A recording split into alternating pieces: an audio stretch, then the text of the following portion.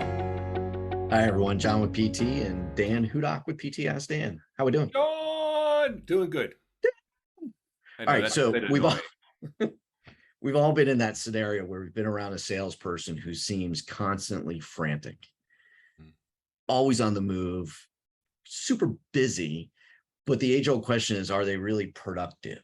So that's ultimately the measure is the production side, but they can look really busy, really active, and you have the illusion that they're also then productive. So we talk about not confusing the two. Talk about what you see in salespeople when it comes to busy and why it gets confused with productive. Well, let's back up a little bit. It's not just salespeople, it's business owners, it's managers. Fair. Yep. As a business owner, it's always like, oh, I work 12-hour days, 6 days a week. It's like this badge of honor. And salespeople are the same way. They Yeah. come in and they're supposedly really, really busy.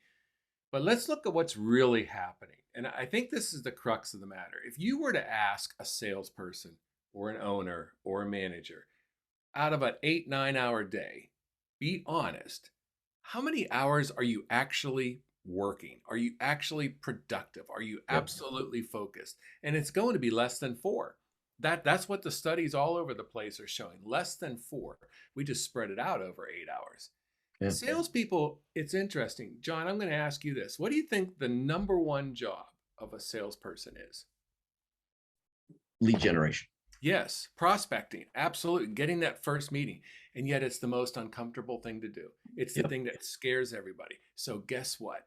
They either never do it or they do it at the very end of the day or at the very last thing because I got to reply Yep. to my emails. I got to, and so we're always busying ourselves doing everything else other than the actual thing that brings new sales in. And Yeah. I so, think people gravitate towards what they want to do versus what they don't, yeah, first and foremost. yeah, And then the other side of it is that if I know I've got so many hours to work today, I'll pace myself. yep. So there's a push out there now, the idea of going to a 4-day week, and can people be equally productive in the 4 days versus the 5? Well, I've found that when I've gone down to 4 days, my business actually does better Yep, because I become more focused. you And do. so there is something to that. We just have to be careful because those 3 day weekends are nice. And if we're not careful, we're still not doing a whole lot during Not the doing other enough. 4 days.